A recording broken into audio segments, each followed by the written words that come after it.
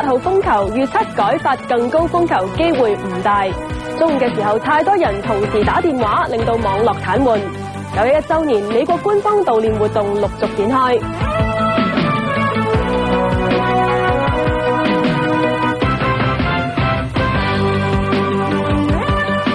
各位新聞嘅詳細內容，本港今年第一次受到強烈熱帶風暴近距離威脅，8號東南烈風或者係暴風信號發出近5個鐘頭。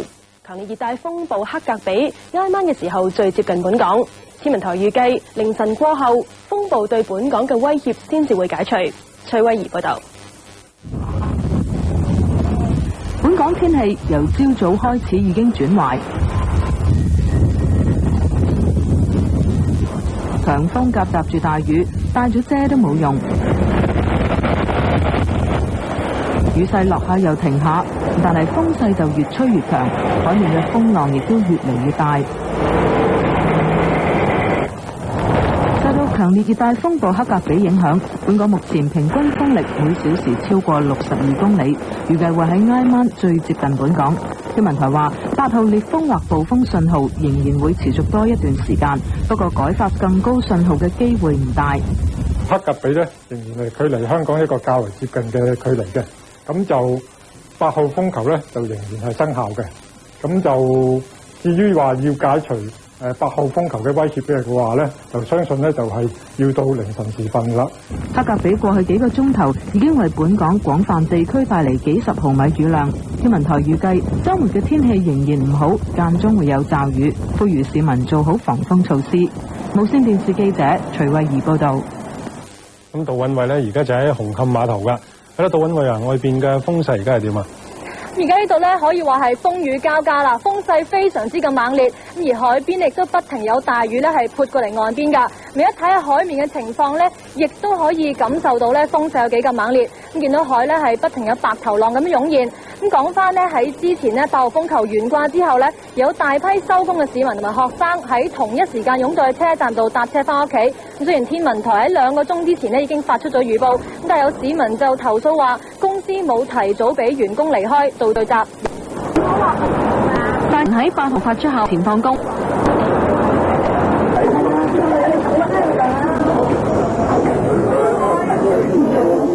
喺九龍塘火車站，大批市民同學生同一時間湧去搭車，大堂同月台都逼滿晒人。要上就要諗辦法，唔到上去再等。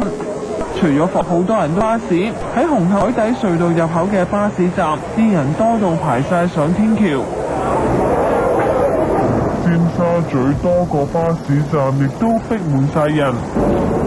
每架巴士嚟到，大家車每架開走嘅時，有時話天文台早喺12點已經預報，話會發出8號東南烈風或者係暴風信號。不過公司唔俾啲員工提早咁遲先走，堆埋一齊。其實預2個鐘頭都係預人多啊，係續翻好啲嘅。中環情況亦唔好得好多。好密集嘅要1鐘頭啦。荃灣地巴士總站一度有成1000人等搭車返屯門元朗，人龍一直沿住通往一個屋苑嘅行人天橋咁排。喺邊度啊？平洲嘅。海上交通方面，港內外渡輪航線陸續停航，要趕搭尾班船就要做埋短跑好手。仲有最緊要等等啊！落雨道路，一線電視記者陳海。而家呢度嘅較早前係咗啲嘅，而家打緊大型熱情嚟到睇浪㗎。交通尾新。咁教署喺中午宣布學校停課之後咧，本港嘅電話網絡一度癱瘓。電信管理局話，太多人同一時間用電話，所以出現網絡擠塞。有學校就聯絡唔到家長，令到部分嘅學生一度滯留喺學校。吳先人報道。教署中午宣布停課之後，學校即時安排學生離開。喺慈雲山學校村，幾千個學生一齊放學，出現咗咁嘅情景。細啲嘅學生就由家長接走，比較高年級嘅就要自己走。不過有校長投訴，宣布停課之後，電話網絡非常繁忙，特別係手提電話。學校想打電話通知家長嚟接學生，但係打極都唔通。我哋都要同校車公司聯絡啊，或者同啲家長聯絡啊，咁係有好大嘅困難。佢間學校有啲學生要等到2、3點先聯絡到家長嚟接走。多處地方嘅無線電話網絡都出現擠塞。喺九龍塘火車站排隊等打公眾電話嘅人比平時多。打出嚟電話打好耐打唔到。打咗幾耐啊？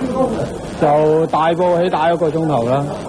電信管理局就解釋，由於天文台發出預告話會改發更高風球，12點至1點呢段時間太多人同一時間使用電話，網絡負荷有限，線路擠塞難以避免。不過電信管理局話，只要打電話嘅人少返，網絡擠塞嘅情況就會改善。無線電視記者吳倩瑩報道。我哋一陣會再講下風暴消息。而家睇下其他嘅新聞。今日係美國911襲擊1週年，美國各地都有紀念活動。由於有情報指恐怖分子可能會趁機發動攻擊，美國政府將國土安全警告提升至到高危程度。美國各大城市都已經加強保安。我哋同喺紐約嘅胡力漢傾下。胡力漢啊，紐約市係911悼念活動嘅重點啊，咁當地今日嘅保安係咪特別嚴密呢？係啊，如果戒備升個級啦，所以保安明顯係緊咗好多㗎。好似世貿中心遺址附近嘅道路啦，今日封多咗好多，同埋好多聯邦政府大樓外面啦都有特警喺度把守啊。咁仲係世貿中心遺址外面附近嘅高樓大廈嘅天台咧，而家已經有好多警察咧喺度企咗喺度㗎啦。咁其實講翻悼念儀式啊，美國嘅官方悼念儀式咧由首都華盛頓開始咗㗎啦。咁啊，踏正喺9月11號0時1分啦，白宮下半旗示愛。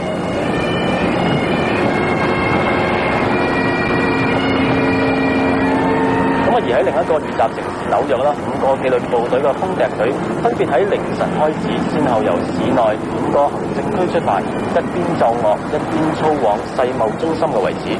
最遠嘅路程啦，有成30公里嘅。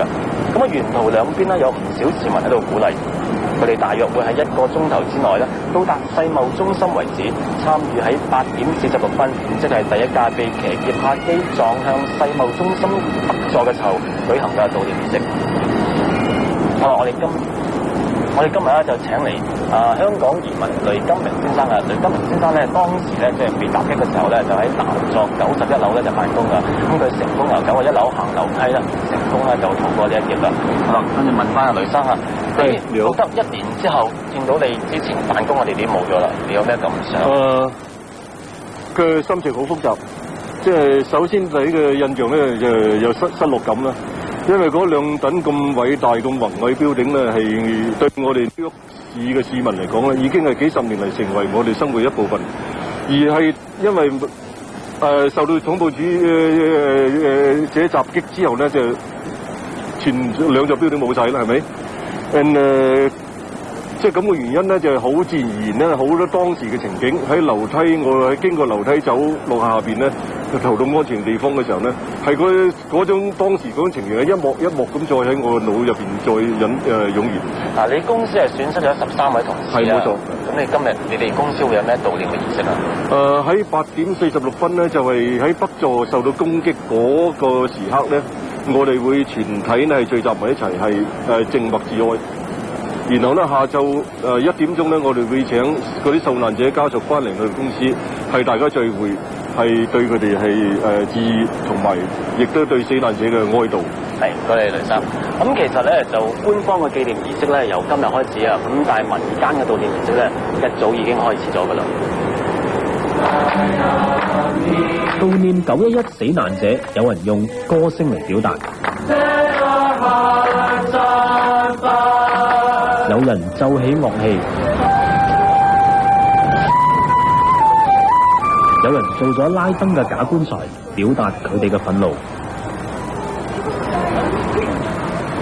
不過最多人揀嘅係默哀呢種方式。喺世貿中心遺址旁邊嘅馬路，成日都塞滿晒嚟悼念嘅遊客。較早前喺度擺賣紀念品嘅小販都被驅趕晒。been here and seen us. It obviously tugs at the heartstrings, you know. It looks different than watching it on television, and actually to see it in reality is quite difficult, you know. You don't know these people, but it doesn't matter. Everyone feels it. 喺世貿中心周圍泊滿晒衛星直播車，可以上得到嘅大廈天台同平台，一早俾電子傳媒租用。紐約市政府統計，單係外國嘅傳媒機構已經有超過100間，連埋本土嘅新聞媒體，有成3000幾個記者雲集喺紐約採訪今次嘅紀念活動。再講翻今日嘅紀念活動啦，主要由8點46分開始㗎。咁當中咧會有默哀啦，州長咧前市長喺度發言㗎。咁去到下晝咧，美國總統喬治布殊咧就會親自嚟呢度獻花㗎。咁相信到時嘅保安咧就會更加嚴密。好啦，報道暫時嗰段落交翻俾香港嘅新聞部。好，唔該晒胡力漢。我哋稍後會再睇下911事件嘅消息㗎，仲會報道馬時亨事隔1日突然公開道歉。911週年，美國展開高危程度戒備。阿仙奴贏曼城升上聯賽榜首。